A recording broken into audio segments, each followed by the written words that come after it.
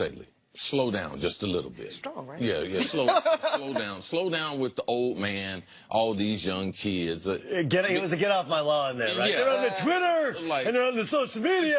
Yeah, and so are the other teams that are winning except New England. so get used to that. Now, as far as Jerry is concerned, Charles, he brings up some interesting points, but this is what they need to do. A lot like Charles Haley did. The reason why he's got all those rings, in San Francisco, and when he was with Dallas, they had such respect around the league that they typically in the offseason picked up a veteran or two that would help them get over whatever hump it was. If they were trying to get through Green Bay, whichever team, or if they were trying to get through Dallas or San Francisco. They had players like Charles Haley who brought some veteran leadership. Now, I don't agree with him. I don't believe that this team is full of a bunch of losers because they're prominent players. They all come from big schools. Like Ezekiel Elliott, he's not used to losing. Now, Dak, you could say he was a winner at Mississippi State. He's won since he's been in the league. Now, last year, they had a little setback, but you look at all the chaos surrounding the team. Like, did we expect them to thrive?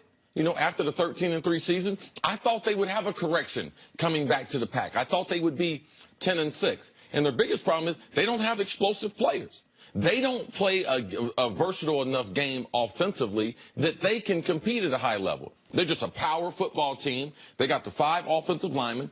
They're going to knock you back. They got no speed at the tight end position with Jason Witten. God bless his soul. He's a Hall of Famer. But Witt can't run no more. Now, can he make a contribution to a playoff team? Yes. Horizontally. They don't do anything horizontally with the football. They don't give the ball to the running backs going wide.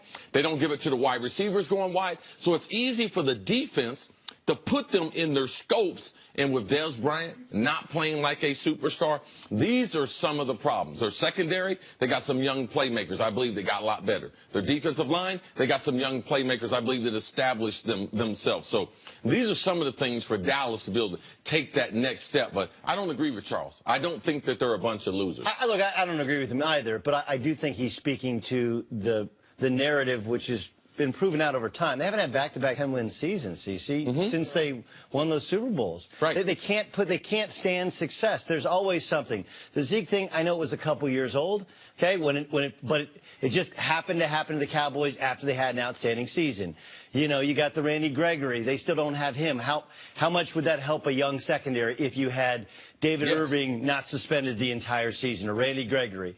But look, the hard decisions they have to make, and I know later on in the show we're going to talk about the difference between the Eagles and the Patriots.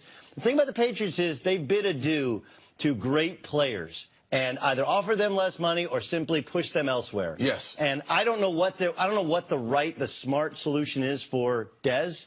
But I'm the biggest Dez Bryant fan there is. I thought he was a superstar before other people thought he was a superstar. But he's not anymore. So can they create a Dez 2.0? You mentioned Witten. Can they use him? You look at what the Chargers did. They didn't get rid of Antonio Gates. No. They went out and got a Hunter Henry. So you have 2 tight ends, so you can hide the fact that he can't run anymore. So they haven't helped some of their aging stars in terms of surrounding them with younger players that can hide their weaknesses. Obviously, not having Zeke just kills you because the entire offense is built around it. The offensive line was not the same last year as it was the previous year. And maybe the other elephant in the room is just how good is Dak Prescott, right? He could not rescue this team. And he got a pass the first year because he was a rookie. He was really a third-string quarterback that was thrust into being the starting quarterback with a star on the side of his helmet. And they had 13 wins. Right. And this year they still had 9 wins. I mean, with all these things, with Sean Lee getting hurt again, they still had 9 wins. But I think that Charles Haley does nail it, even though he's being kind of sarcastic, kind of caustic, just to kind of rattle the cage. When are the Cowboys going to live up to the Cowboy image of being one of the elite teams in the NFL? And when you can't put back-to-back big years together, it's hard for us to buy in. I just want to ask y'all's perspective on this, right? Because y'all are laying out the case for why they look like this. But you notice in the question I said explanations. There's explanations, and then there are excuses, right? Yes. So I want to start with you, Chris Carter.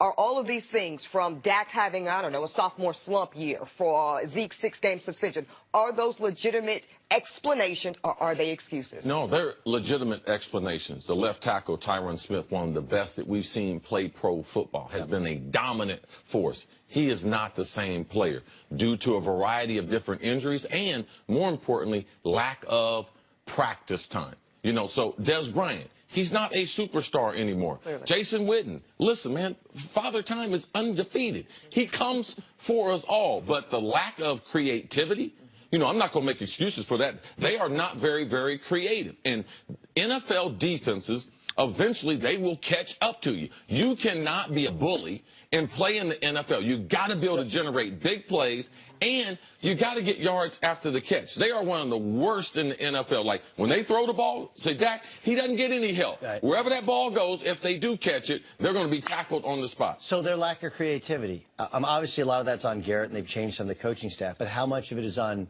Dak in that they don't feel like he's there yet to be able to be creative, to understand what they want him to do? That is part of it, because as a young quarterback, you can only unveil so many volumes to the book for them. And you could see last year when they didn't have Zeke and when they needed, Dak is not that guy yet. Well, the one thing that they do have, the one bonus that they have, is that you cannot renegotiate his contract where he was drafted this year. Next year they can. So right now it fits. I mean, he didn't make like $1 million.